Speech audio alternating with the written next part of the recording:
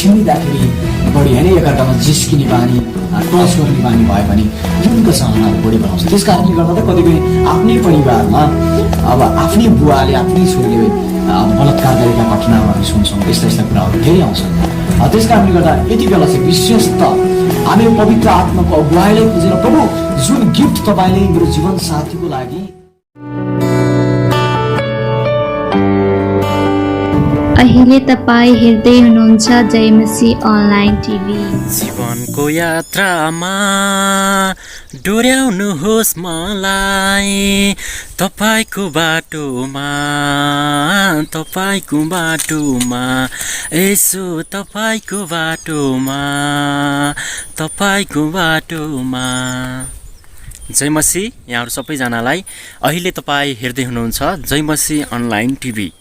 सम्पूर्णले हाम्रो च्यानललाई लाइक गर्नुहोस्, सब्सक्राइब गर्नुहोस् र कमेन्ट गर्नुहोस्। यसमा हामी सम्पूर्ण विश्वासीहरूको लागि यस्तै भजनहरू लगायत विश्वासीभित्रका सम्पूर्ण क्रियाकलापहरू तपाईँले यस टिभीमा देख्न पाउनुहुनेछ। हस्त हेलो सबैजनालाई जय मसीह तथा नमस्ते। आज सधैँ चाहिँ हामी पनि फेरि जवानको सम्बन्धमा केही विषयवस्तु लिएर संवाद लिएर आएका छौँ। पक्क पनि आजको अतिथि हुनुहुन्छ अनुग्रहजी एफएन मण्डली रुकुमकोटका सहायक पास्टर रुबेन र उहाँलाई मैले स्वागत गर्न चाहेँ। रुबेन सर तपाईँलाई स्वागत छ। जय मसीह। धन्यवाद। जय मसीह। यो जय मसीह र नमस्ते मैले अगाडि दर्शकहरूलाई भने जय मसीह र नमस्तेको बारेमा केही डिफरेन्स छ। अनि यो जय मसीहवाला भन्छ विश्वास गरेको क्रिस्ट येशूलाई विश्वास गरेकाहरूलाई जय मसीहवाला भनेर, नमस्ते भनेको एउटा संस्कार हो। यसको बारेमा सेम लाग्छ उस्तै शब्द सुन्दाखेरि।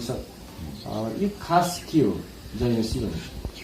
जय मसीह खास गरी यसको पुरा भनेको छैन कि जय मसीह भनेको आधा हो होइन। जय मसीह भनेको चाहिँ पुरा हो। खास गरी यसको मतलब सिंह नै हुनुहुन्छ। सिंह होइन जय मसीह होइन। जय मसीह मसीह भन्ने हुन्छ नि त पछाडि जय अनि मसीह के जय मसीह भन्ने हुन्छ बोलाउँदा होइन। तर त्यसको अर्थ चाहिँ के हुँदैन। जय भनेको चाहिँ जय होस् होइन। जय होस् कसको? मसीहको भने प्रभु येशू ख्रीष्टको जय होस् भन्ने अर्थ दिन्छ। र नमस्कार अहिले हामी समाजतिर हेरौँ न कुन तरिकाले नमस्कार भन्छ एउटा कुरा होइन। जुन चाहिँ पदमा माथि हुन्छ, जुन चाहिँ उमेरमा माथि हुन्छ, जुन आदरको हिसाबमा भन्ने खालको चलनहरू भएर चाहिँ देखिन्छ। र त्यही सन्दर्भमा चाहिँ हामीले ल नमस्कार भन्ने भन्छौँ होइन। आदर गरेको आफूभन्दा ठुलो मानिसलाई अथवा आफूभन्दा पदमा ठुलो छ भने नमस्कार सर, नमस्कार फलानु, नमस्कार के यसको मतलब सम्मान गरेको भन्ने अर्थ लाग्छ। खास गरी नमस्ते यसै भन्दै गर्दाखेरि हजुर जय मसीह पनि यस्तै लिइन्छ क्या मण्डलीहरू। यो पनि एउटा सम्मान गरेको पास्टरलाई मात्रै जय मसीह गर्नुपर्छ अन्य विश्वासीहरूसँग जय मसीह नगर्दा ठिकै होला भन्ने एउटा कतिपयको कन्सेप्टमा बसेको छ। खास जय मसीह भनेको चाहिँ अब साना ठुलाले पनि गर्न मिल्यो डेफिनेटली। अब यो कुनै पद आफूभन्दा माथिको मान्छे भन्दा पनि विशेष त कुरा कहाँ जान्छ भन्दाखेरि यो चाहिँ प्रभु येशू ख्रीष्टकै जय होस् भन्ने कुरा अर्थ दिन्छ क्या। यो ठुलाले सानोलाई गर्नै हुँदैन भन्ने होइन। कतिपयको बुझाइ यस्तो हुन्छ होइन, ठुलाले सानोलाई म त्यसलाई गर्ने त्यसलाई गर्दैन नि, म त ठुलो हो नि ऊ सानो हो होइन, म त यस्तो हो नि ऊ उस्तो हो भन्ने कुराले कहिले पनि जानु हुँदैन। जय मसीह भनेको प्रभु येशू ख्रीष्टको जय होस्, ठुलो होस् सानो होस्, एक सम्मान एउटा रिस्पेक्ट भन्ने कुरा चाहिँ आदर भन्ने कुरा एउटा ठाउँमा होला होइन। तर यो अर्थ चाहिँ विशेष रूपमा दिएको हुन्छ। नमस्कार र जय मसीह कहिले पनि एउटै हुन सक्दैन नि। एउटा आदरको हिसाब र प्रभु येशू ख्रीष्टको जय होस् भन्नेमा धेरै डिफरेन्स छ। सबै पुस्ताले बुझ्नुपर्ने कुरा यही नै हो। थ्याङ्क यू तपाईँलाई। अहिले यो विवाह सम्बन्धमा यो जुन क्रिस्चियनहरू विश्वास गरेका चाहे क्रिस्चियनहरूको लागि धेरै प्रश्नहरू खडा गर्ने गर्छ। यो जवान अवस्थामा चाहिँ आफ्नो विश्वासलाई अथवा यो परीक्षा आउने खण्डलाई चाहिँ कसरी सामना गर्न सकिन्छ? ताराहरूलाई थुप्रै आउँछ जवान अवस्थामा, यसबाट हामी कसरी बस्न सकिन्छ? जवान अवस्थामा विभिन्न खालको ताडना भन्दाखेरि हरेकको अवस्था हुन्छ एउटा कुरा त हामीले बुझ्नुपर्ने। जस्तै बाल्य अवस्था हुन्छ होइन, त्यसपछि किशोर अवस्था हुँदै जवान अवस्था हुँदै त्यसपछि अधवेश्य अवस्थाहरू हुँदै त्यस पछाडि अवस्था चाहिँ वृद्ध अवस्थासम्म पुग्छ होइन। मान्छेहरू कतिपय धेरै वर्षसम्म बाँच्नुहुन्छ, त्यसै छिटै जानुहुन्छ होइन। त्यस उमेर अनुसारका विभिन्न खालका प्रस्तुति हुन्छ। सानो हुँदाखेरि हामीलाई खेलाउना कुराहरू मन पर्थ्यो, भात पुतली खेल्थ्यौँ होइन, यो श्रीमती यो श्रीमान भनेर खेल्ने चलनहरू हुन्थ्यो होइन सानो छँदाखेरि। अहिले त त्यो छैन नि फेरि, अहिले अलिक त फरक छ नि, अलिकति हामी बुझ्ने भयौँ। अनि त्यसपछि आजभोलिको बानी व्यवहार नै अलिकति बेग्लै हुन्छ क्या। अब उमेर अनुसारको थुप्रै खालका चुनौतीहरू हुन्छन् र जवानमा पनि एउटा चुनौती के हुन्छ भन्दाखेरि र यो उमेरलाई नै विशेष टार्गेट बनाएर शैतानले यो उमेरमा हामीलाई के मनपर्छ होइन, के हामीलाई आजभोलिको के कुराले आकर्षक बनाउँछ, संसारका कुरालाई तान्छ, अभिलाषका कुराहरू त्यो कुरातिर बढी धकलिरहेको हुन्छ र त्यो कुराले धेरै युवाहरूलाई के हुन्छ भन्दाखेरि परमेश्वर छन् कि छैनन् भन्ने कुरा अन्यलतामा उनीहरू पुग्छन्। र विश्वास थामिराख्नको लागि अथवा विश्वास बचाउनको लागि चाहिँ यो पुस्तकमा के गर्नुपर्छ भन्दाखेरि जवान अवस्थामा विशेष गरी र अन्य अवस्थाहरूमा पनि र विशेष जवान अवस्थामा भन्न चाहिँ पहिला सुरुमा त यो बानी बनाउनुहोस् कि पढ्ने बानी बनाउनुहोस्, अध्ययन गर्नुहोस्, बिहान अनि बेलुका परमेश्वरलाई स्थान दिनुहोस् सबैभन्दा अगाडि होइन। बिहानै उठ्न बित्तिकै परमेश्वरलाई धन्यवाद गर्नुहोस्, अध्ययन गर्नुहोस्, बेलुका सुत्दा पनि यसो हेर्नुहोस् होइन, अनि प्रार्थना गरेर सुत्नुहोस्। त्यो बानी अनिवार्य रूपमा विकास गर्नुहोस् क्या। त्यो बानी नै छैन भने हामी कसरी राम्रो हुने, आफ्नो विश्वास कसरी थामिराख्ने होइन। त्यो बानीको विकास गर्नुहोस्। अनि हिब्रूको पुस्तक जसरी तपाईँले 10:25 हेर्नु भने एकसाथ भेला हुनु नछोड भने भन्छ, त्यो कुरालाई महत्त्व दिनुहोस् न तपाईँले। आजभोलि पनि लकडाउन छ, कुनै ठाउँमा छैन होला, तर जब खोल्छ तब फेरि त्यो कन्टिन्यू गर्नु न, सम्पर्कमा रहनुहोस्, कन्ट्याक्ट गर्नुहोस्। अनलाइनको माध्यमबाट कसरी हुन्छ, आफ्नो मण्डलीमा कसरी सेवा सङ्गतिलाई अगाडि बढाइराख्नु भएको छ, कतिपय एरियाका कुराहरूमा होइन, यिनी विभिन्न कुरामा जोड दिनुहोस् न। यो जब जोड दिनुहुन्छ यो कुरा हामीलाई सामान्य लाग्छ, तर यो गहन कुराहरू हो। यो जोड दिनु, एकसाथ सङ्गति गर्नु होइन, बाइबल अध्ययन गर्नु, प्रार्थना गर्नु एकदम महत्त्वपूर्ण कुरा हो। यो कुरालाई पछ्याउँदाखेरि प्रश्न पनि छ, यो जवान मानिसहरू माथि एउटा एकदम ठुलो चुनौतीपूर्ण विश्वास त गरेँ, तर अब जीवन साथी चाहिँ मैले पाउन सकिनँ। मैले नन क्रिस्चियनसँग लभ पाएको छु अथवा होइन, यस्ता यस्ता कुराहरू लिएर विवाह चाहिँ पवित्र गर्नुपर्छ, तर क्रिस्चियन केटा होस् या केटी त्यो चाहिँ खालको मैले भनेको जस्तो मिलेन, हुन सकेन भन्ने प्रश्नहरू लिएर यहाँ चाहिँ जीवन साथी कसरी छान्न सकिन्छ त। अहिले यो जवान अवस्थामा त म आफ्नै तरिकाले हेर्छु, बुढेसकालमा म प्रभुको सेवा गर्छु भन्ने तर्फतिर लाग्छ कति चाहिँ। र यो जवान अवस्थामा यौनका कुराहरू पनि भए, अनि क्रिस्चियनभित्रै पवित्र विवाहको कुरा छ, करार सम्बन्धको कुरा छ कि क्रिस्चियन विवाहमा चाहिँ क्रिस्चियनले क्रिस्चियनसँग नै विवाह गर्न मिल्छ अथवा एउटा क्रिस्चियनले नन क्रिस्चियनसँग विवाह गर्न किन मिल्दैन भन्ने कुराहरू यहाँ प्रश्नहरू खतालिरहेको छ। यस बारेमा भने यो विवाह भनेको महत्त्वपूर्ण कुरा हो। कतिपयले चाहिँ के भन्छन् भन्दाखेरि विवाह जेसुकै होस् तर पछाडिको जीवन राम्रो हुनुपर्छ भनेर भन्छन् होइन। कतिपयको विश्वास अझै पनि चर्च आउने, म चर्च आउने विश्वासकै कुरा गरिरहेको छु, अरूको कुरा गरिरहेको छैन यहाँनिर।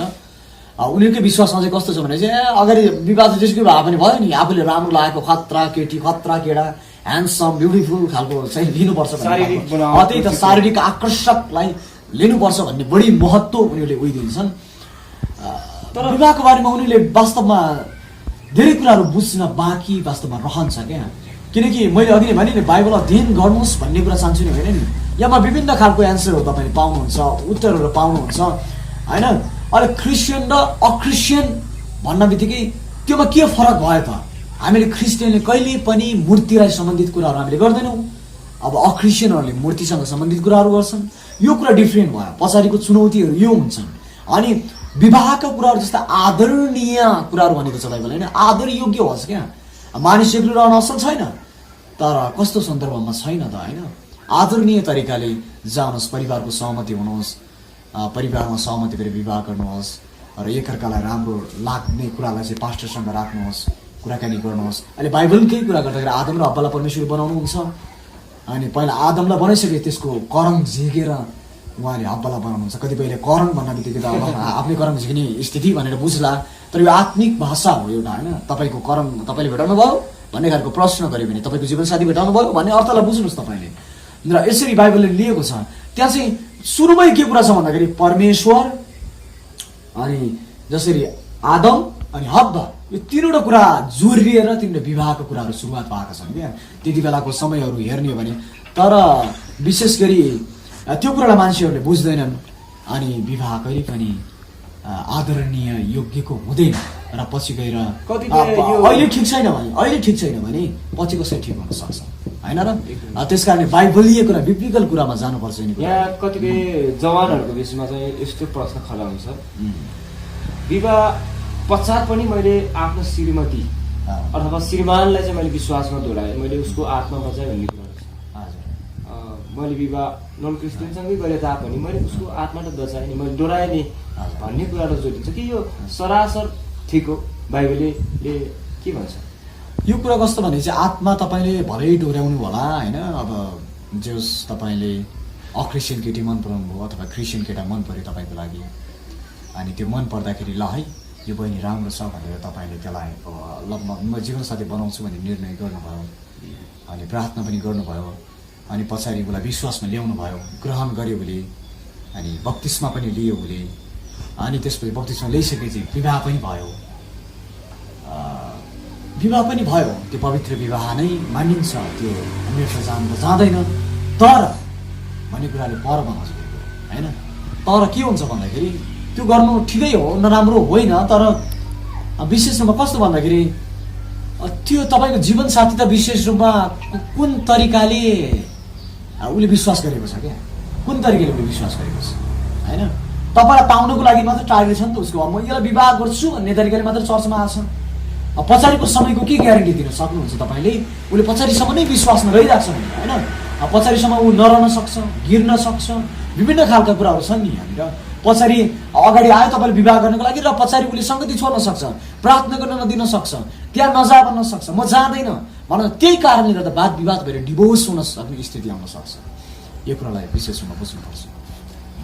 ओके, तपाईँलाई धन्यवाद। यसको बारेमा पनि तपाईँले केही कुराहरू सेयर गर्नुभएको छ। जवान अवस्थामा चाहिँ व्यभिचारका कुरा भए, यौनका कुरा भए, बाइबलले सरासर भन्ने छ व्यभिचारदेखि भाग भन्ने कुरा। अनि धेरै जवानहरूमाथि यो आउने गर्दछ परीक्षाहरू, यसबाट हामी कसरी बस्न सकिन्छ? त्यो बस्न सकिनको लागि त के गर्नुपर्छ भन्दाखेरि सुरुमा पवित्र आत्माको अगुवाईलाई माग्नुपर्छ नि।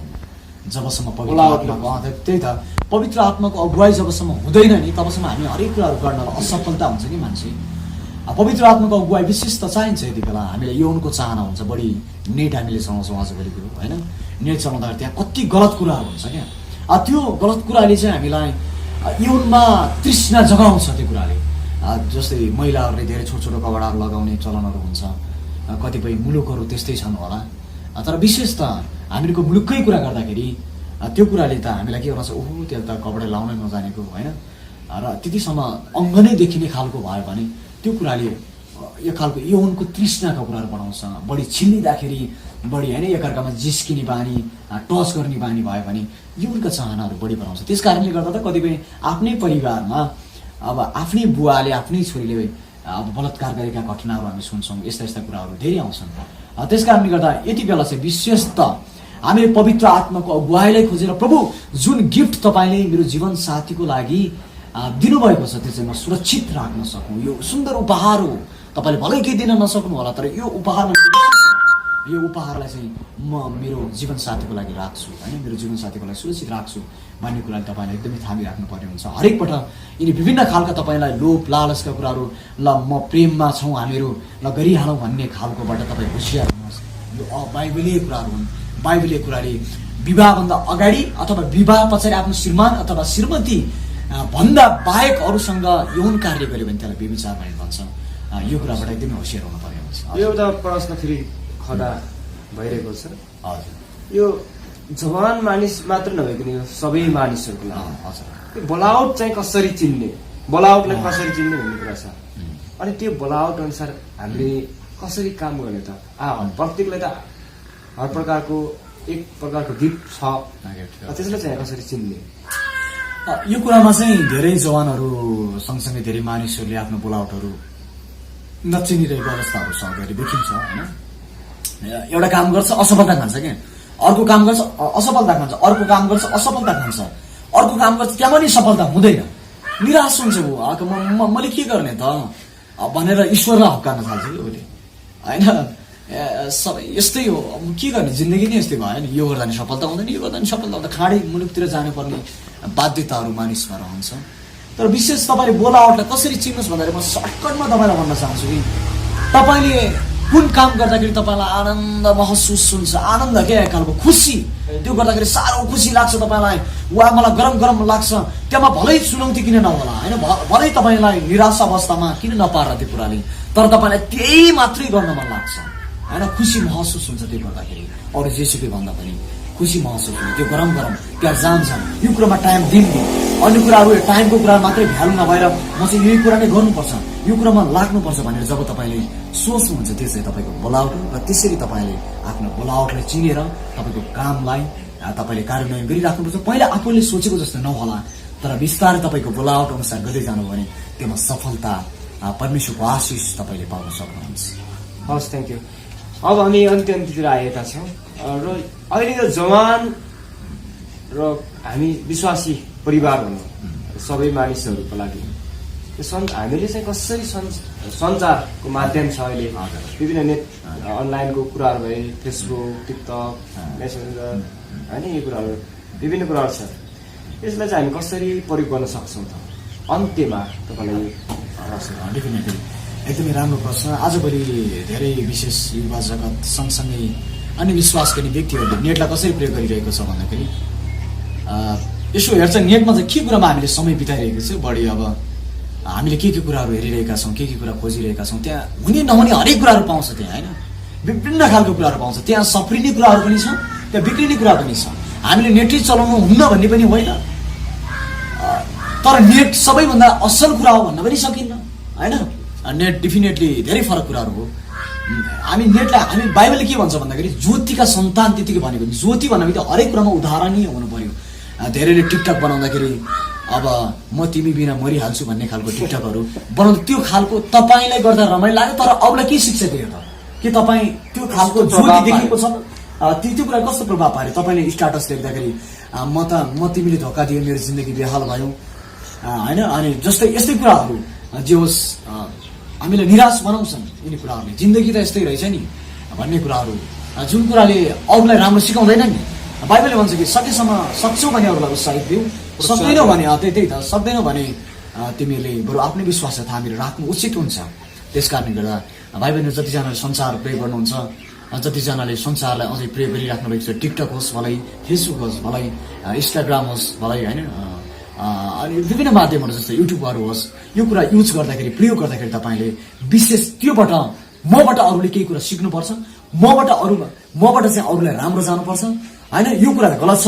मैले मेरो जिन्दगी बेहाल भएर हाल्यो भने म ख्रिस्टलाई चिनेको व्यक्तिले त बेहाल भन्दैछु भने उसले के भन्ला होइन, त्यो खालको सोच अनि त्यो खालको मानसिक बनाएर हामीले त्यो कुरा फेस गर्दाखेरि राम्रो हुन्छ। यसको मतलब विभिन्न सञ्चार माध्यमहरू चलाउँदाखेरि हजुर हजुर सही टाइम सही तरिकाले यसको मतलब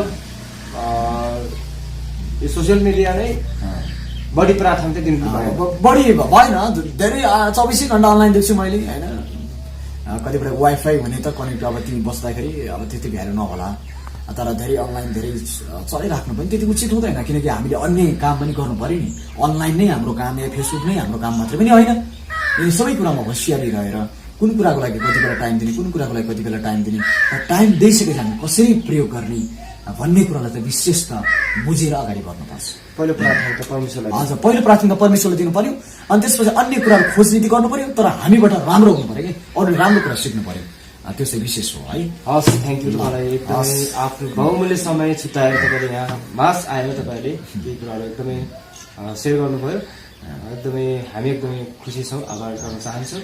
हस्, फेरि पनि अर्को समय नआउँदैसँग हामी बिदा हुन्छौँ। ल धन्यवाद समयको लागि। ल जय मसीह सबैलाई।